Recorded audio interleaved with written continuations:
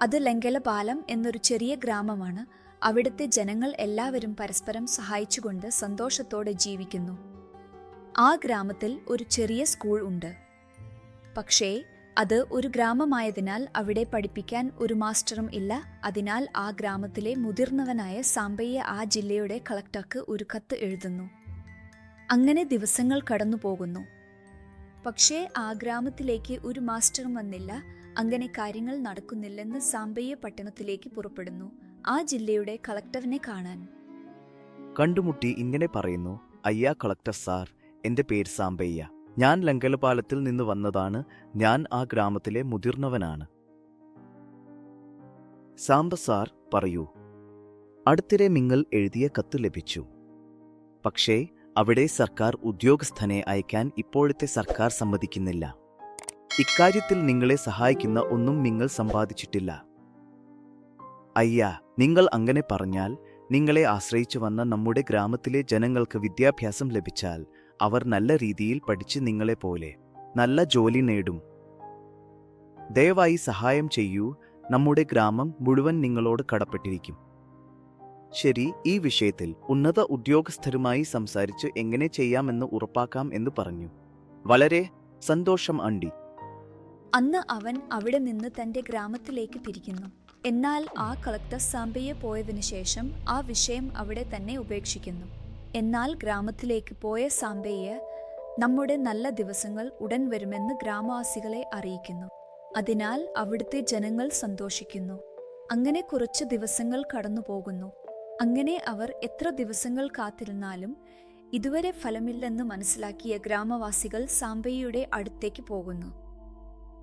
അങ്ങനെ പറയുന്നു: എന്താണ് സാമ്പയ്യ സാർ, നിങ്ങൾ എത്ര തവണ പട്ടണത്തിൽ പോയി വന്നാലും യാതൊരു ഫലവും ഇല്ലാതെ പോകുന്നു. ഇങ്ങനെ നമ്മുടെ ഗ്രാമത്തിലെ കുട്ടികൾ അങ്ങനെ തന്നെ അല്ലരിയോടെ നടക്കുന്നു. എങ്കിലും ഇതെല്ലാം നമ്മുടെ തെറ്റാണ് സാമ്പയ്യ സാർ. അന്ന് അങ്ങനെ ചെയ്തിരുന്നില്ലെങ്കിൽ ഇന്നത്തെ ഈ സ്ഥിതി ഉണ്ടായിരുന്നില്ല. അന്ന് എന്തിനാണ് സംസാരിക്കേണ്ടത് രാജമാ? അത് ഒരാളുടെ തെറ്റല്ലല്ലോ. നമ്മളെല്ലാം ചേർന്ന് ചെയ്ത പാപമാണ് അത്. എങ്കിലും അത് നടന്നിട്ട് 25 വർഷം കഴിഞ്ഞു. അത് മറക്കാനാവാത്ത ഒരു കൈപ്പുള്ള സത്യം. നമ്മൾ ചെയ്ത പാപം നമ്മുടെ കുട്ടികളെ ചുറ്റിപ്പിടിക്കുന്നു. പട്ടണത്തിൽ അയച്ചവരെ മാറ്റാമോ എന്ന്. നമുക്ക് പട്ടണത്തിലേക്ക് വളരെ ദൂരം കൂടാതെ ശരിയായ റോഡ് മാർഗവും ഇല്ല. ഉള്ളത് നദി മാത്രമാണ്. അതിനെ മഴക്കാലത്ത് കടക്കണം. എന്നാൽ നമ്മുടെ ജീവൻ തന്നെ അപകടത്തിലാകും. നമ്മുടെ ഗ്രാമത്തിൽ ജനസംഖ്യ കുറവായതിനാൽ നമുക്ക് വോട്ടുകളും ഇല്ല. അതിനാൽ ഏതെങ്കിലും രാഷ്ട്രീയ നേതാവ് നമ്മുടെ ഭാഗത്തേക്ക് നോക്കുന്നുമില്ല. നമ്മൾ ചെയ്ത പിഴവുകൾ ചൂണ്ടിക്കാട്ടി നമ്മെ അകറ്റി നിർത്തുകയാണ്. നിങ്ങൾ തന്നെ നോക്കി വീണ്ടും ഒരു ഉദ്യോഗസ്ഥനെ ഒന്ന് കണ്ടുവരാമോ? നാം ആ ഉദ്യോഗസ്ഥരെ കണ്ടു എത്ര അപേക്ഷിച്ചാലും അവർ കേൾക്കുന്നില്ല. ഇനി എന്ത് പ്രയോജനം? ശരി, അവസാനമായി വീണ്ടും ഒരു പ്രാവശ്യം പോയി കാണാം. അങ്ങനെ പറഞ്ഞയുടനെ എല്ലാവരും അവിടെ നിന്ന് പോകും. പക്ഷേ സാമ്പയ്യയ്ക്ക് യാതൊരു പ്രതീക്ഷയും ഇല്ല. എല്ലാവരോടൊപ്പം സാമ്പയ്യയും വീട്ടിലേക്ക് മടങ്ങും. സാമ്പയ്യയുടെ ഭാര്യ പാർവതി വീട്ടിലെത്തിയ സാമ്പയ്യയെ നിരാശയോടെ കണ്ടപ്പോൾ ഇങ്ങനെ പറഞ്ഞു: എന്താ അങ്ങനെ ഇരിക്കുന്നു? എന്താണ് സംഭവിച്ചത്? എന്താണ് പറയാൻ പറ്റുക പാർവതി? നമ്മുടെ ഗ്രാമത്തിന് ഉള്ള പ്രശ്നം അറിയാമല്ലോ. ശരിയായ സ്കൂൾ, ആശുപത്രി ഇല്ലാതെ ഗ്രാമവാസികൾ എല്ലാവരും ബുദ്ധിമുട്ടുകയാണ്. ഭാവിയിൽ വിദ്യാഭ്യാസവും ആരോഗ്യവും വളരെ ആവശ്യമാണ്. കാണിപ്പട്ടണത്തിലെ ഉദ്യോഗസ്ഥരെ ചുറ്റി എത്ര പിരിഞ്ഞാലും ഫലപ്രദമാകുന്നില്ല. എങ്ങനെ ഉണ്ടാകും? നമ്മളൊക്കെ ചെയ്തുകൊണ്ട്. എന്തെങ്കിലും ചെറിയ തെറ്റ് നമ്മളൊക്കെ അങ്ങനെ ചെയ്തു മുതൽ നമ്മുടെ ഗ്രാമം ദിവസേന നശിക്കുന്നു. ശരിയായ വിദ്യാഭ്യാസവും ആരോഗ്യവും ഇല്ലാതെ നമ്മുടെ ഗ്രാമവാസികൾ ബുദ്ധിമുട്ടുകയാണ്. അതെ പാർവതി, ഇതിന് ഒരു പരിഹാരം കാണും. നാളെ വീണ്ടും ഒരു പ്രാവശ്യം പട്ടണത്തിൽ പോയി വരാം. ഇനി എല്ലാം ദൈവം നോക്കണം. ശരി, ഞാൻ പോകാൻ എല്ലാം തയ്യാറാക്കൂ. ശരി, വരൂ. അന്നം കഴിക്കാതെ പോകരുത്. സാമ്പയ്യയും പാർവതിയും ചേർന്ന് ആ രാത്രി ഭക്ഷണം കഴിച്ച് ഉറങ്ങാൻ പോകുന്നു. അടുത്ത ദിവസം രാവിലെ സാമ്പയ്യ പട്ടണത്തിലേക്ക് വള്ളത്തിൽ പുറപ്പെടുന്നു. പട്ടണത്തിലെത്തിയ സാമ്പയ്യ കളക്ടർ ഓഫീസിലേക്ക് പോകുന്നു. ഓഫീസിന് മുന്നിലുള്ള കാവൽക്കാരനോട് ഇങ്ങനെ സംസാരിക്കുന്നു: സാർ, ഞാൻ ലങ്കേലപാലം നിന്ന് വന്നതാണ്. കളക്ടർ സാറിനെ കാണണം. കുറച്ച് അകത്തേക്ക് വിടൂ. അയ്യോ, വളരെ ദൂരം നിന്ന് വന്നല്ലോ. Collector sir അവധിയിലാണ്. 13 ദിവസങ്ങൾ വരെ അദ്ദേഹം വരില്ല. അദ്ദേഹം വന്ന ശേഷം വരൂ. അയ്യോ, വളരെ ദൂരം പോയി വീണ്ടും വരേണ്ടി വരുന്നത് വളരെ ബുദ്ധിമുട്ടാണ്. സാർ, എങ്ങനെയെങ്കിലും ഒന്ന് സഹായിക്കൂ, നിങ്ങൾക്ക് പുണ്യം ഉണ്ടാകും. അങ്ങനെ സാധിക്കില്ല. ഒരു കാര്യം ചെയ്യൂ. എങ്ങനെയെങ്കിലും ആ ദൂരം പോയി വരാത്തതിനാൽ 13 ദിവസങ്ങൾ ഇവിടെ തന്നെ ഇരിക്കൂ. അതിനുശേഷം വന്നാൽ കളക്ടർ സാറിനെ കണ്ട് നിങ്ങളുടെ കാര്യത്തെക്കുറിച്ച് സംസാരിച്ചു പോകാം. ശരി, ഇനി ചെയ്യാൻ മറ്റൊന്നുമില്ല. അന്ന് പറഞ്ഞ് അങ്ങനെ മുന്നോട്ടു പോകുന്നു. അങ്ങനെ പോകുമ്പോൾ സാംബയ്യ തന്റെ മനസ്സിൽ എന്തോ ചിന്തിച്ച് മുന്നോട്ടു നോക്കാതെ ഒരു കല്ലിൽ തട്ടി താഴെ വീഴുന്നു. താഴെ വീണ സാംബയ്യയുടെ തലക്ക് പരിക്കേൽക്കുകയും സാംബയ്യ ബോധം നഷ്ടപ്പെടുകയും ചെയ്യുന്നു. ഉടനെ പക്കൽ കൂടി പോകുന്ന ഗണേഷ് എന്ന യുവാവ് സാംബയ്യയെ കണ്ടു അടുത്തുള്ള ആശുപത്രിയിലേക്ക് കൊണ്ടുപോകുന്നു. കുറച്ചു സമയത്തിനു ശേഷം സാംബയ്യ ബോധം വീണ്ടെടുക്കുന്നു. അത് കണ്ട് ഗണേഷ് ഇങ്ങനെ പറയുന്നു: എന്താണ്, ആരോഗ്യനില എങ്ങനെയുണ്ട്? ഇപ്പോൾ കുറച്ച് പർവാലില്ല ബാബു. സമയത്ത് വന്നതുകൊണ്ട് രക്ഷപ്പെട്ടു. ബാബു, നിന്റെ കടം എങ്ങനെ തീർക്കണമെന്നറിയില്ല. അയ്യോ, അതൊന്നും പർവാലില്ല. നിങ്ങളുടെ ആളുകൾ ആരെങ്കിലും ഉണ്ടെങ്കിൽ പറയൂ, ഞാൻ അവരോട് വിവരം അറിയിക്കും. അവർ വന്ന് നിങ്ങളെ നോക്കും. എനിക്ക് ഇവിടെ ആരുമില്ല ബാബു, നിങ്ങൾ പോകാം. പർവാലില്ല, ഞാൻ എന്നെ തന്നെ നോക്കാം. അതെ, ഇവിടെ ആരുമില്ലാത്തപ്പോൾ നിങ്ങൾ എന്താണ് ചെയ്യുന്നത്? നിങ്ങളുടെ ഗ്രാമം എവിടെയാണ്? എന്റെ ഗ്രാമം ലങ്കലപാലം. ഞാൻ ഇവിടെ ചെറിയ ഒരു ജോലിക്കായി വന്നതാണ് ബാബു. പക്ഷേ ആ ജോലി നടന്നില്ല. ഇങ്ങനെ വന്നു പോകാനാണ്, അതിനാൽ കൂടുതൽ പണം കൊണ്ടുവന്നില്ല. പക്ഷേ ആ ജോലി നടക്കാൻ ഇനി 3 ദിവസം കൂടി വേണ്ടിവരും. അവിടെ വരെ എവിടെ താമസിക്കണമെന്ന് അറിയുന്നില്ല ബാബു. അയ്യോ, അതേ അല്ലേ. നിനക്ക് എതിർപ്പില്ലെങ്കിൽ നീ എന്റെ കൂടെ താമസിക്കൂ. അയ്യോ, നിനക്ക് ബാബു ബുദ്ധിമുട്ട്. ഒന്നും പ്രശ്നമില്ല. നദിയുടെ അടുത്ത് ഒരു ചെറിയ ഗ്രാമം. ചില ജോലികൾക്കായി ഇവിടെ താമസിക്കേണ്ടി വന്നു. ഒരു ചെറിയ മുറി വാടകയ്ക്ക് എടുത്ത് താമസിക്കുന്നു. എന്തായാലും ഞാൻ ഒറ്റയ്ക്കാണ് താമസിക്കുന്നത്. നിനക്ക് വേണ്ടത്ര ദിവസങ്ങൾ ഇവിടെ താമസിച്ച് നിന്റെ ജോലി നോക്കി പോകൂ. ഈ പട്ടണത്തിൽ ആരെയും അറിയാതെ കയ്യിൽ പണം ഇല്ലാതെ ജീവിക്കാൻ കഴിയില്ല. ശരി ബാബു, ശരിയായ സമയത്ത് ദൈവം പോലെ സഹായിക്കുന്നു. നിനക്ക് ജന്മം ജന്മം കടപ്പെട്ടിരിക്കും. അയ്യോ, അത്തരത്തിലുള്ള വലിയ വാക്കുകൾ പറയരുത്. ഇതെല്ലാം എന്റെ അമ്മ പഠിപ്പിച്ച സംസ്കാരം. എന്റെ അമ്മ എപ്പോഴും പറയാറുണ്ട്, നമുക്ക് ഉപകാരം ചെയ്തവരായാലും അവർ കഷ്ടതയിൽ ആണെങ്കിൽ നമുക്ക് കഴിയുന്നത്ര സഹായം ചെയ്യണം എന്ന്. നിന്റെ അമ്മ ആരായാലും വളരെ നല്ല വ്യക്തിയാണെന്ന് തോന്നുന്നു ബാബു. ശരി ആന്റി, സംസാരിച്ചു കൊണ്ടിരിക്കുമ്പോൾ ദിവസം കടന്നു പോകും. ഞാൻ ഡോക്ടർ സാറിനോട് ചോദിച്ച് നിങ്ങളെ നിങ്ങളുടെ സ്ഥലത്തേക്ക് കൊണ്ടുപോകാം. അന്ന് പറഞ്ഞ് ഗണേഷ് ഡോക്ടറെ കാണാൻ പോകുന്നു. ഡോക്ടർ അവനെ കൊണ്ടുപോകാമെന്ന് പറഞ്ഞപ്പോൾ ഗണേഷ് സാംബയ്യയെ കൂട്ടിക്കൊണ്ട് താൻ വാടകയ്ക്ക് താമസിക്കുന്ന സ്ഥലത്തേക്ക് പോകുന്നു. ഒറ്റയ്ക്കായിരുന്നാലും നീ നിന്റെ മുറി വളരെ വൃത്തിയായി സൂക്ഷിച്ചിരിക്കുന്നു. ചെറുപ്പം മുതൽ എന്റെ അമ്മ പഠിപ്പിച്ച ശീലങ്ങൾ ആണിത്. ശരി, നിങ്ങൾ ഇരിക്കൂ. രാവിലെ മുതൽ കഴിച്ചോ എന്ന് നോക്കാം. കഴിക്കാൻ തയ്യാറാക്കാം. അങ്ങനെ പറഞ്ഞ് ഗണേഷ് പാചകം ചെയ്യാൻ തുടങ്ങുന്നു. പാചകം കഴിഞ്ഞ് ഇരുവരും ചേർന്ന് ഭക്ഷണം കഴിച്ച് കുറച്ചു നേരം സംസാരിച്ച് ഉറങ്ങാൻ പോകുന്നു. അടുത്ത ദിവസം രാവിലെ ഗണേഷ് ഉണർന്ന് തന്റെ ജോലിക്കായി പുറപ്പെടുന്നു.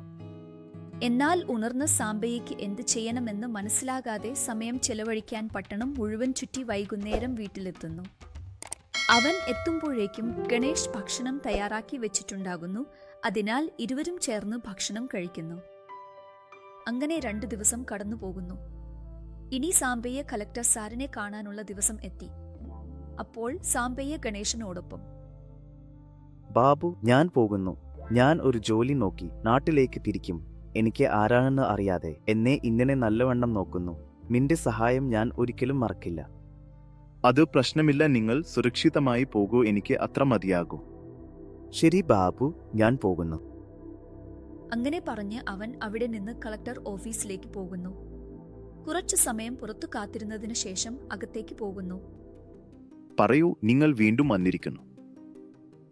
അതെ സാർ, ഞാൻ പറഞ്ഞതല്ലേ, ഞങ്ങളുടെ ഗ്രാമത്തിന് സൗകര്യങ്ങൾ ഇല്ലാത്തതിനാൽ ഞങ്ങൾ പിന്നാക്കം പോകുന്നു. ദയവായി നിങ്ങൾക്ക് കഴിയുമെങ്കിൽ ആ പ്രവർത്തനങ്ങൾ നടക്കാൻ സഹായിക്കൂ. നിങ്ങൾക്ക് പുണ്യം ലഭിക്കും. നോക്കൂ, സമയം ഇതുവരെ എത്തിയതിനാൽ ഞാൻ പറയുകയാണ്, നിങ്ങളുടെ ഗ്രാമവാസികൾ ചെയ്ത പിഴവ് ക്ഷമിക്കാനാവാത്തതാണ്.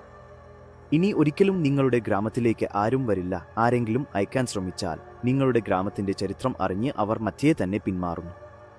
ഇനി എന്റെ സമയം പാഴാക്കരുത് എന്നുവെച്ച് കോപത്തോടെ പറയുന്നു. അതിന് സാമ്പയ്യ ദുഃഖത്തോടെ ഇങ്ങനെ പറയുന്നു. അതെ, നിങ്ങൾ പറഞ്ഞതുപോലെ ഞങ്ങൾ ക്ഷമിക്കാനാവാത്ത പിഴവ് ചെയ്തിട്ടുണ്ട്.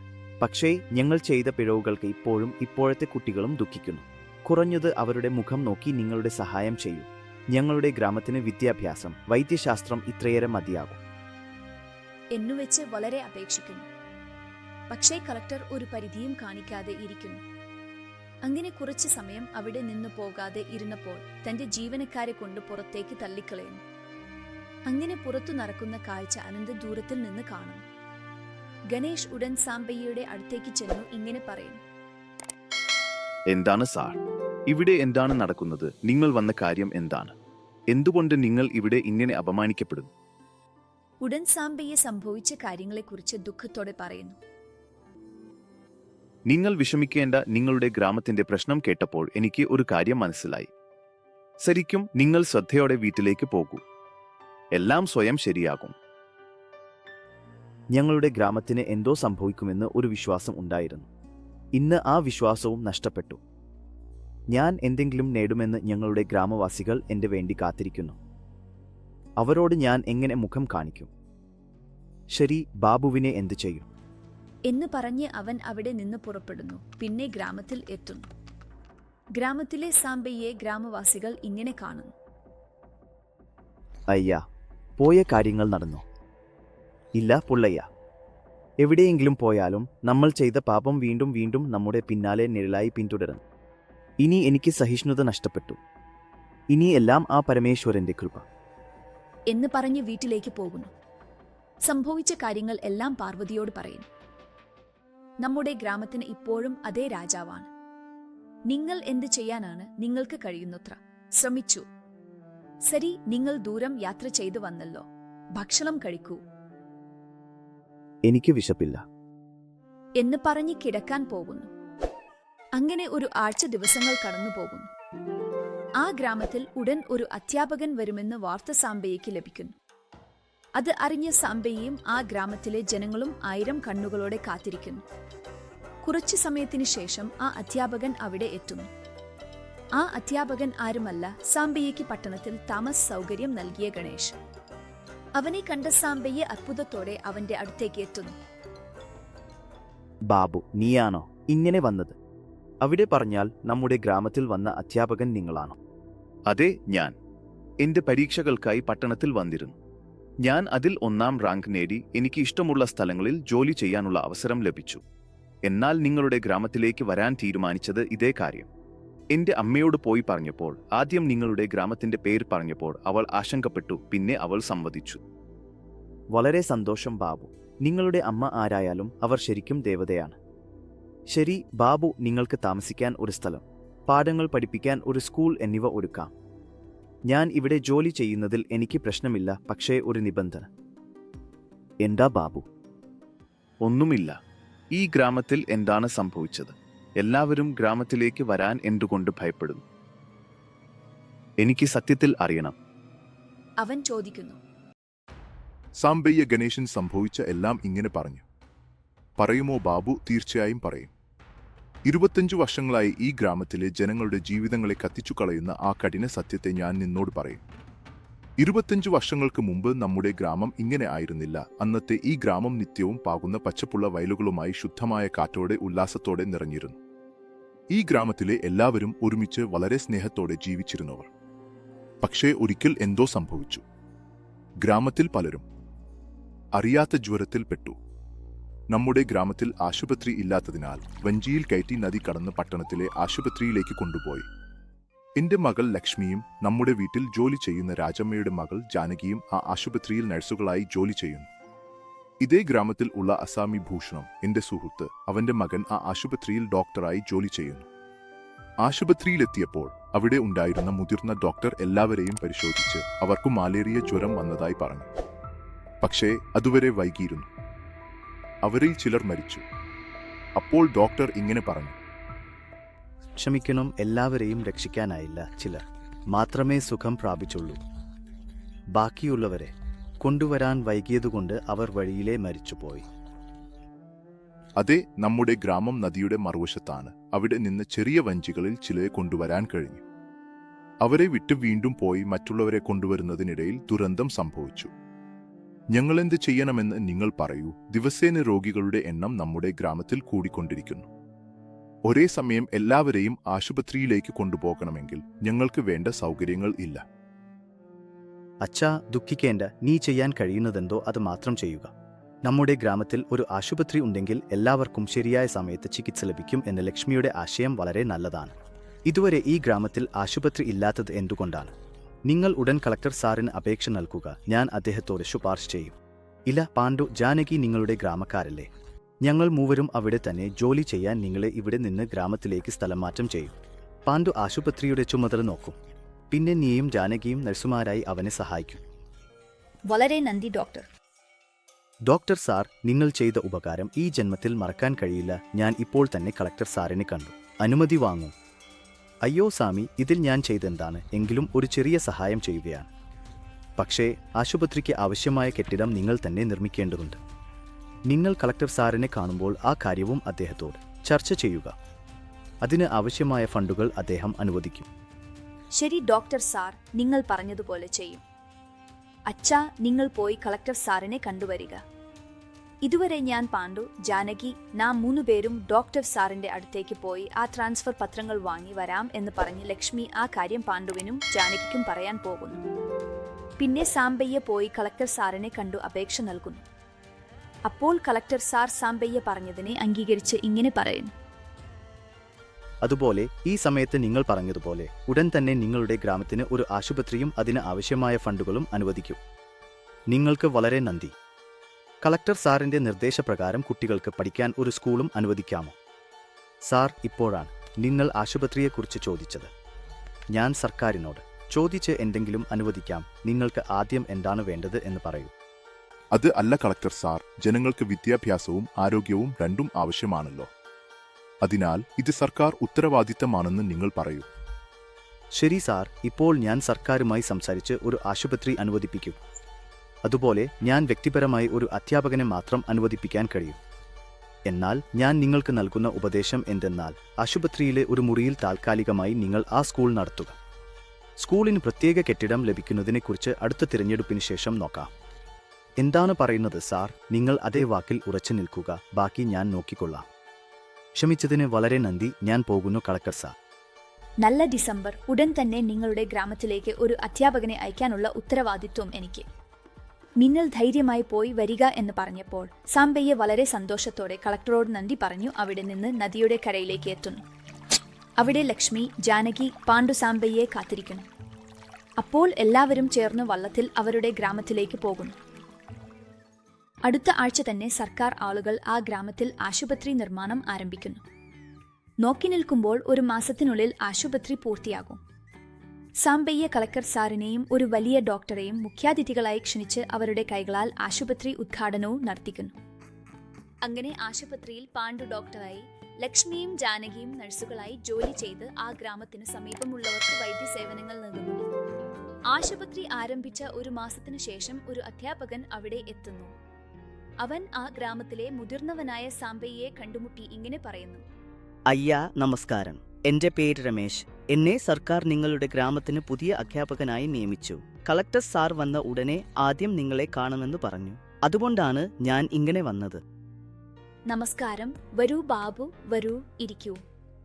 അമ്മ ലക്ഷ്മി, കുറച്ച് നല്ല വെള്ളം കൊണ്ടുവരാമോ എന്ന് സാമ്പയ്യ രമേശിനെ ഇരുത്തി വീട്ടിൽ ഉള്ള ലക്ഷ്മിയോട് നല്ല വെള്ളം കൊണ്ടുവരാൻ പറയുന്നു. ലക്ഷ്മി നല്ല വെള്ളം കൊണ്ടുവന്ന് രമേശിന് നൽകുന്നു. അപ്പോൾ രമേശ് ചിരിച്ചുകൊണ്ട് ലക്ഷ്മിയുടെ ഭാഗത്തേക്ക് നോക്കുന്നു. അവർ 2 പേരും കുറച്ചു സമയം ഒരുമിച്ച് നോക്കുന്നു. അങ്ങനെ ആദ്യ കാഴ്ചയിൽ തന്നെ ഒരുമിച്ച് ഇഷ്ടപ്പെടുന്നു. രമേശ് നല്ല വെള്ളം കുടിച്ച് ഗ്ലാസ് ലക്ഷ്മിക്ക് കൊടുക്കുമ്പോൾ അവൾ ആ ഗ്ലാസ് എടുത്ത് ലജ്ജിച്ച് വീട്ടിലേക്ക് പോകുന്നു. ഇതിൽ സാമ്പയ്യ വന്ന് രമേശിന്റെ മുന്നിൽ കസേരയിൽ ഇരുന്നു ഇങ്ങനെ പറയുന്നു. അതിനാൽ കളക്ടർ സാർ പറഞ്ഞത് നടപ്പാക്കി. നമ്മുടെ ഗ്രാമത്തിലേക്ക് ഞങ്ങളെ അധ്യാപകരായി അയച്ചു. ബാബു, നിന്റെ പേര് രമേശ് എന്ന് പറഞ്ഞ് അല്ല എങ്കിലും നിന്റെ അമ്മയും അച്ഛനും എങ്ങനെയുണ്ട്? എനിക്ക് ആരുമില്ല സാർ. ഞാൻ അനാഥൻ. ചെറുപ്പം മുതൽ സർക്കാർ ഹോസ്റ്റലിൽ പഠിച്ച് ഡിഗ്രി പൂർത്തിയാക്കി നഗരത്തിലെ സർക്കാർ ഹൈസ്കൂളിൽ അധ്യാപകനായി ജോലി ചെയ്യുന്നു.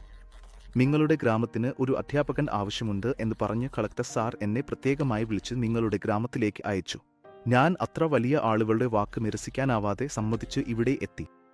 നിങ്ങൾ ഇങ്ങനെ ഒരു ദൂരെയുള്ള ഗ്രാമത്തിലേക്ക് വരാൻ സമ്മതിച്ചതിൽ വളരെ സന്തോഷം ബാബു. നിങ്ങൾ താമസിക്കേണ്ടത് ഞങ്ങളുടെ വീട്ടിൽ ജോലി ചെയ്യുന്ന രംഗന്റെ വീട്ടിനടുത്താണ്. അവിടെ എല്ലാ ഒരുക്കങ്ങളും ചെയ്തിട്ടുണ്ട്. നിങ്ങൾ അവിടെ പോയി വിശ്രമിക്കാം. നാളെ രാവിലെ ഞങ്ങളുടെ മകൾ ലക്ഷ്മി എത്തി നിങ്ങൾ പ്രവർത്തിക്കേണ്ട സ്ഥലത്തെ കാണിക്കും. അതുപോലെ നന്ദി, നമസ്കാരം. രാജമ്മ മറ്റുള്ളവരും. എന്താണ്, ആരാണ് വിളിച്ചത്? രാജ്മ. ഇദ്ദേഹം നമ്മുടെ ഗ്രാമത്തിലേക്ക് വന്ന പുതിയ അധ്യാപകനാണ്. ഇദ്ദേഹത്തിന് നിങ്ങളുടെ വീട്ടിനടുത്ത് നമ്മൾ ഒരുക്കിയിരിക്കുന്ന വീടിനെ കാണിക്കുക. ഇന്നു മുതൽ അദ്ദേഹം അവിടെ തന്നെ താമസിക്കും. ശരി അയ്യഗാരു, വരൂ ബാബു, ഞാൻ നിങ്ങളെ അവിടെ കൊണ്ടുപോകാം. വണ്ടി നിർത്തണം. കേന്ദ്രം മാത്രം ആ പ്രായത്തിൽ വലിയവളാണ്. എനിക്ക് അമ്മ പോലെയാണ്. മറ്റൊന്നും പ്രശ്നമില്ല, ഞാൻ കൊണ്ടുവരാം. നീ മുന്നോട്ട് പോയി വഴി കാണിച്ചു കൊണ്ടിരിക്കുക, പിന്നിൽ ഞാൻ വരാം. അങ്ങനെ സാമ്പയ്യ രാജമണി രമേശിന് വീട്ടിൽ കാണിക്കാൻ അയക്കുന്നു. രമേശ് സാമ്പയ്യയ്ക്ക് നമസ്കാരം ചെയ്ത് അവിടെ നിന്ന് രാജമ്മയോടൊപ്പം പുറപ്പെടുന്നു. രാജമ്മ രമേശിനെ അവൻ താമസിക്കാൻ പോകുന്ന വീട്ടിലേക്ക് കൊണ്ടുപോകുന്നു. ഇങ്ങനെ: ബാബു, ഇതാണ് നിങ്ങൾ താമസിക്കാൻ പോകുന്ന വീട്. ഇവിടെ നിങ്ങൾക്ക് ആവശ്യമായ എല്ലാ സാധനങ്ങളും തയ്യാറാക്കി വെച്ചിരിക്കുന്നു. നിങ്ങൾ വിശ്രമിക്കൂ. രാത്രി ഭക്ഷണം അയക്കും. നിങ്ങൾക്ക് എന്തെങ്കിലും ആവശ്യമുണ്ടെങ്കിൽ പുറത്തേക്ക് വന്ന് അടുത്ത വീട്ടിൽ സംസാരിക്കാം. അതുപോലെ ഞങ്ങൾ ഇവിടെ നോക്കിക്കൊള്ളാം. നിങ്ങൾ പോകൂ എന്ന് പറഞ്ഞതോടെ രാജമ്മ അവിടെ നിന്ന് വീട്ടിലേക്ക് പോകുന്നു. രമേശ് അവിടെ തന്നെ വിശ്രമിക്കുന്നു. രാത്രിയായപ്പോൾ രാജമ്മ തന്റെ മകൾ ജാനകിയെ വിളിച്ച് വരാൻ പറയുന്നു. ജാനകി ആ സന്ദേശം എടുത്ത് രമേശിന്റെ വീട്ടിലേക്ക് വരുന്നു. അപ്പോൾ ജാനകി: ഇതാണ് ബാബു, ഞാൻ നിങ്ങൾക്കായി ഭക്ഷണം കൊണ്ടുവന്നിരിക്കുന്നു. എന്റെ അമ്മ അയച്ചതാണ് എന്ന് പറയുന്നു. രാജമ്മയുടെ മകളോ: നിന്റെ പേര് എന്താണ്? നീ എന്താണ് ചെയ്യുന്നത്? അതെ ബാബു, എന്റെ പേര് ജാനകി. ഞാൻ ഇവിടെ ആശുപത്രിയിൽ നഴ്സായി ജോലി ചെയ്യുന്നു. ബാബു: ഒന്ന്, വളരെ നല്ലത്, വളരെ നല്ലത്. നീ ചെയ്യുന്ന ജോലി വളരെ നല്ലതാണ്. എന്നാൽ എനിക്ക് ഇഷ്ടമായില്ല. അയ്യോ, എന്താണ് ബാബു? ഇതാ ഇങ്ങനെ ബാബു എന്ന് വിളിക്കുന്നത്. രാജമ്മ എന്റെ അമ്മ പോലെയാണ്. അതായത് നീ എന്റെ സഹോദരി ആകുന്നു. സഹോദരിയെ പിടിച്ച് ബാബു എന്ന് വിളിക്കുന്നത് എങ്ങനെ നല്ലതായിരിക്കും? പറയൂ. അതല്ല ബാബു, ഇത് ഇല്ല, അത് ഇല്ല. ഇനി മുതൽ അന്നയ്യ എന്ന് വിളിക്കണം, അത്ര തന്നെ. ഇത് എന്റെ ഉത്തരവാണ്. അങ്ങനെ അന്നയ്യ എന്ന് ഇനി മുതൽ വിളിക്കും, അല്ലേ? Very good. അങ്ങനെ പറഞ്ഞാൽ കേൾക്കണം. അപ്പോഴേ എന്റെ സഹോദരി എന്ന് തോന്നും. അത് ശരി. പക്ഷേ ആദ്യം നിങ്ങൾ ഭക്ഷണം കഴിച്ച് വിശ്രമം എടുക്കുക. അന്നയ്യ, നാളെ രാവിലെ തന്നെ നമ്മുടെ ലക്ഷ്മി വന്ന് നിങ്ങളെ സ്ഥലം കാണിക്കും. അങ്ങനെ സഹോദരി, അവിടെ വെച്ച് പോകൂ, ഞാൻ കഴിക്കും എന്ന് പറഞ്ഞപ്പോൾ ജാനകി ആ കാറേജ് അവിടെ വെച്ച് പോകുന്നു. രമേശ് ഭക്ഷണം കഴിച്ച് കിടക്കാൻ പോകുന്നു. അടുത്ത ദിവസം രാവിലെ തന്നെ രമേശ് വീട്ടിൽ ലക്ഷ്മിയെ കാത്തിരിക്കുന്നു. ലക്ഷ്മി വന്ന് രമേശിനെ കൊണ്ടുപോയി ആശുപത്രിക്ക് അടുത്തേക്ക് പോകുന്നു. അവിടെ കുട്ടികളുടെ പഠനത്തിനായി ഒരുക്കിയ ഒരു മുറി രമേശിന് കാണിക്കുന്നു. ചില കുട്ടികൾ എത്തിയിരിക്കുന്നു. രമേശ് വൈകാതെ പാട്ട് തുടങ്ങുന്നു. ലക്ഷ്മി അവിടെ വന്ന് ജനാലയിലൂടെ നോക്കുന്നു. രമേശ് കുട്ടികളെ വളരെ ശ്രദ്ധയോടെയാണ് പഠിപ്പിക്കുന്നത്. കുറച്ചു കഴിഞ്ഞപ്പോൾ അയാൾ പതുക്കെ തല തിരിച്ച് ജനാലയിലൂടെ നോക്കുന്നു. അപ്പോൾ ലക്ഷ്മി ഉടൻ തന്നെ നാണക്കേട് തോന്നി അവിടെ നിന്ന് പോകുന്നു. ഈ വശത്ത് പാണ്ഡു ജാനകിമാരും പരസ്പരം കൂടുതൽ അടുക്കുന്നു. അങ്ങനെ രണ്ട് ദമ്പതികളും പ്രണയത്തിൽ മുങ്ങിത്താഴുന്നു. ഇതിന് കുറച്ച് സമയമെടുക്കും. ഒരു ദിവസം ഗ്രാമത്തിലെ ഏറ്റവും വലിയ ഭക്ഷണം വിളമ്പിയത് അദ്ദേഹത്തിന്റെ സുഹൃത്തും ഗ്രാമത്തലവനുമായ സാമ്പയ്യായിരുന്നു. വരുന്നു. അപ്പോൾ സാമ്പയ്യ ഭൂഷണനെ കണ്ടു ഇങ്ങനെ പറയുന്നു: എന്താ ഭൂഷണം, എന്തു വഴി തെറ്റി വന്നുവേ? ഇതുവരെ പാർവതി അവിടെ എത്തുന്നു.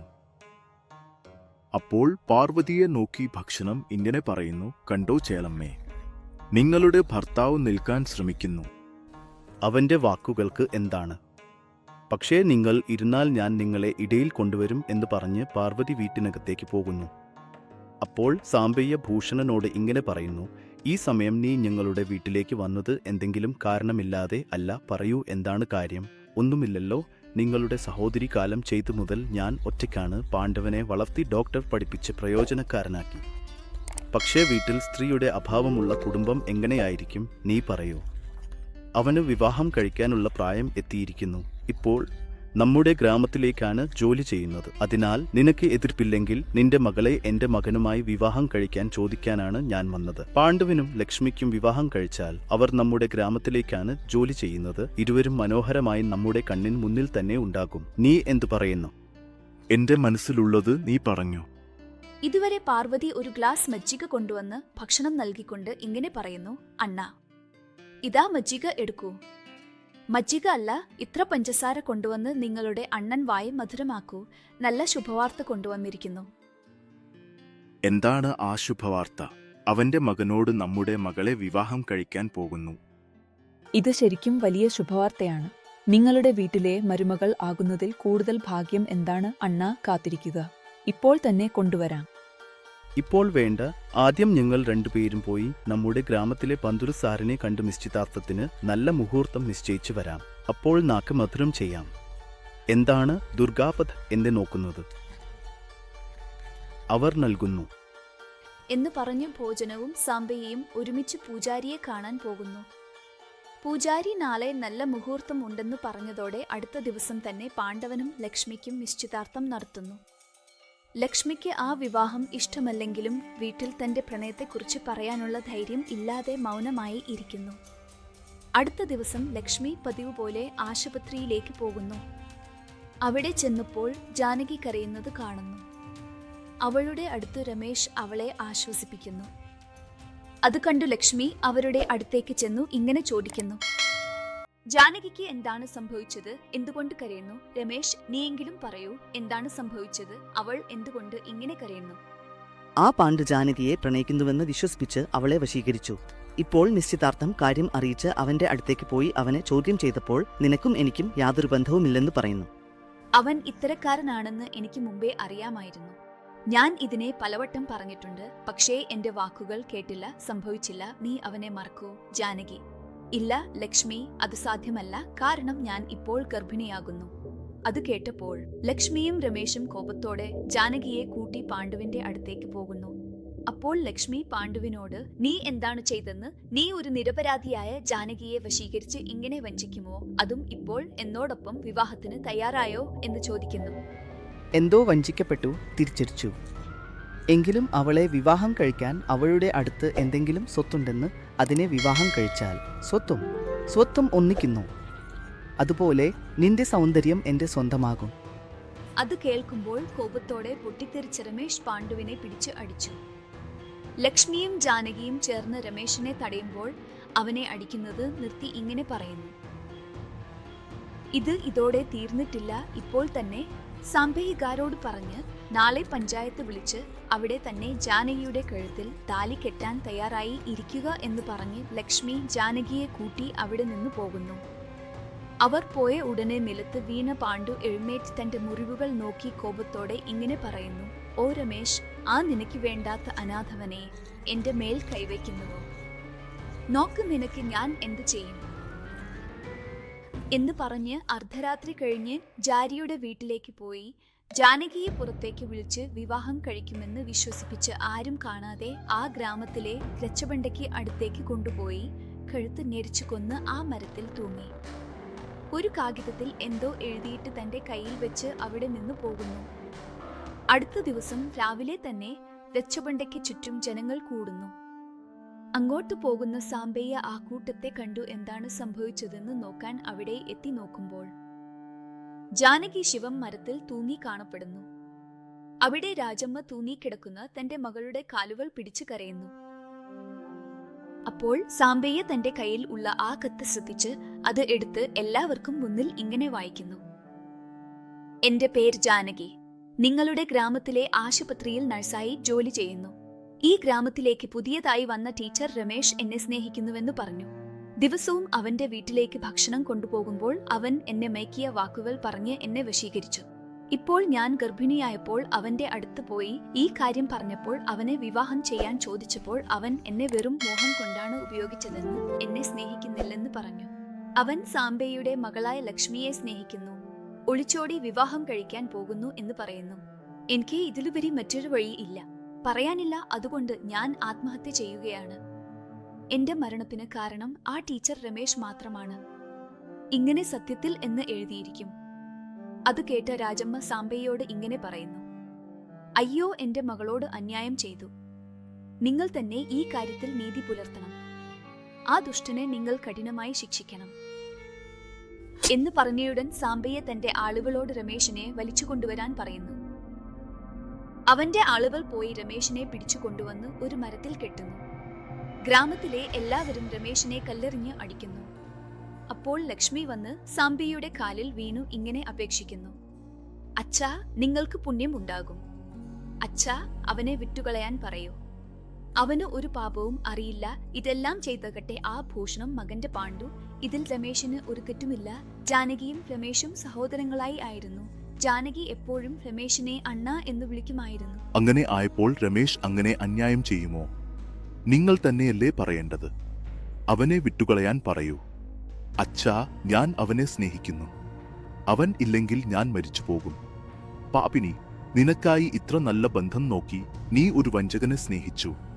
കൂടാതെ ഭൂഷണത്തിനും എനിക്കും ഇടയിൽ ഉള്ള സൗഹൃദത്തിൽ ചിതലിടാൻ നോക്കുകയാണോ? മാറി നിൽക്കൂ, മാറി നിൽക്കൂ. ഒരു നിരപരാധിയായ പെൺകുട്ടിയുടെ ജീവൻ പോകാൻ കാരണം അയാൾ ഇന്നത്തെ ദിവസം വിട്ടുകളയില്ല എന്ന് പറഞ്ഞ് ലക്ഷ്മിയെ വലിച്ചെറിയുന്നു.